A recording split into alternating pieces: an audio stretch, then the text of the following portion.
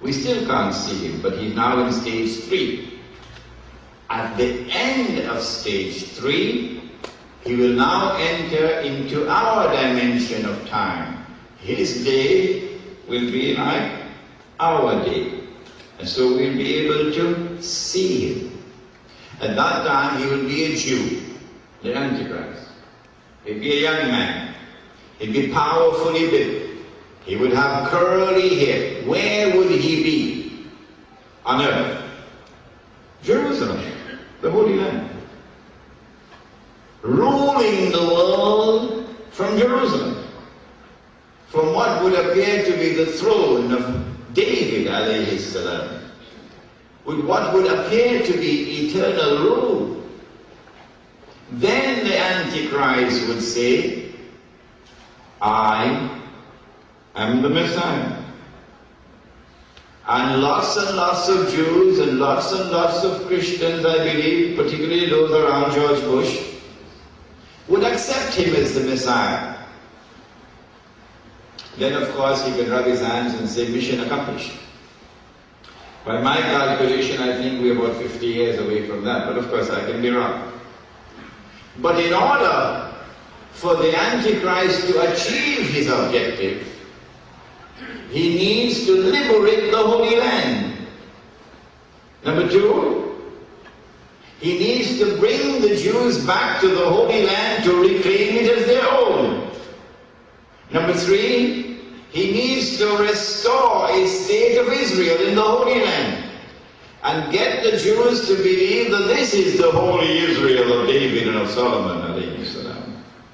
And number 4, he has to get that state of Israel to become the ruling state in the world.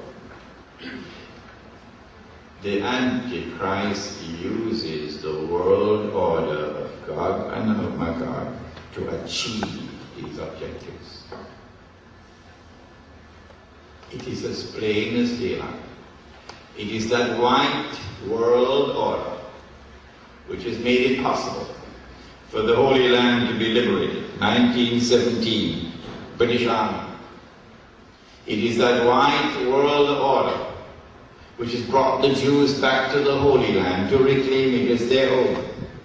It is that white world order which has caused the state of Israel to be restored in the Holy Land, and it is not an essentially Jewish state. That Israel is a white European state, masquerading as Jewish. It is a Euro-Jewish state. The Jews who are our cousins, the Jews who are of Semitic origin, not European origin, those Jews are second-class citizens in Israel. And those Jews are constantly complaining about racial discrimination against them in Israel by the white Jews. And it is that white world order which is now poised, the world order of Gog and Magog, which is now poised to deliver to Israel the rule over the whole world. We have said in previous lectures that there is an uncanny similarity between an act of terrorism which occurred in the summer of 1914 and which paved the way for the First World War, which delivered the liberation of the Holy Land for the Jews. The summer of 1914. An uncanny similarity between that act of terrorism and September the 11th.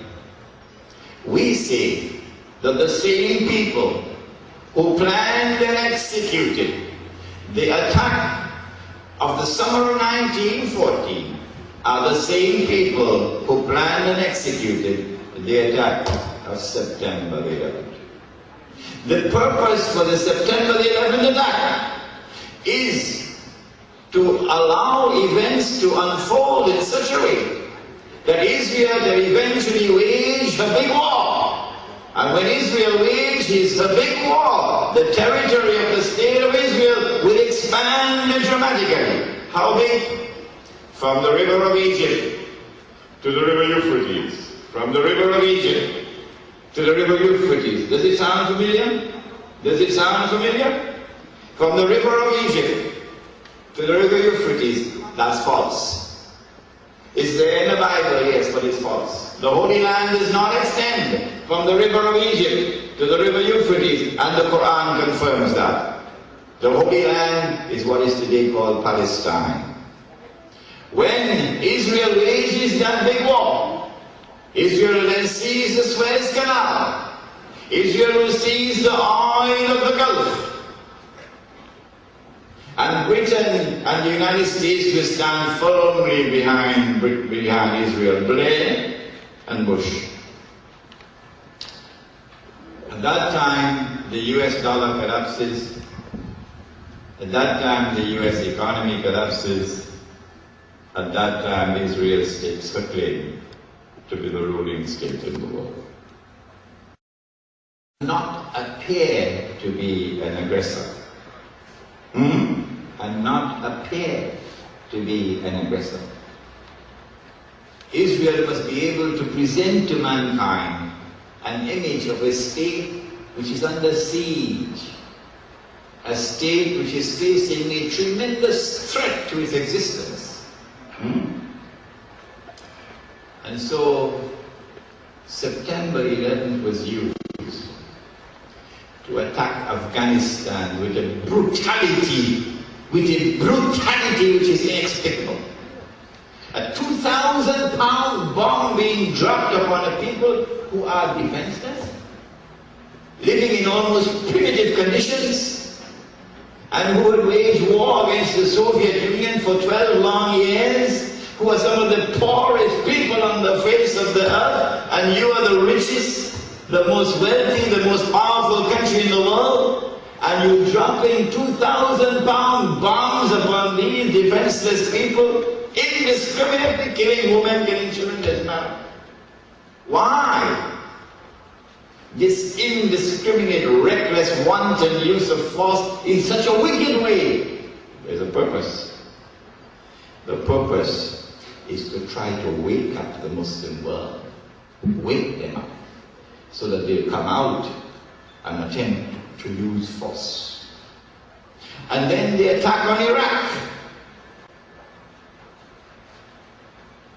And after attacking Iraq and getting rid of that blue-eyed boy of the Yankees, they created him, they fed him, they groomed him, they supported him, all through a man named Saddam Hussein. Then they turned against their own blue-eyed boy, used him as the reason and justification to invade Iraq. But if we, the Muslims, had ever attempted to remove Saddam Hussein, they would have destroyed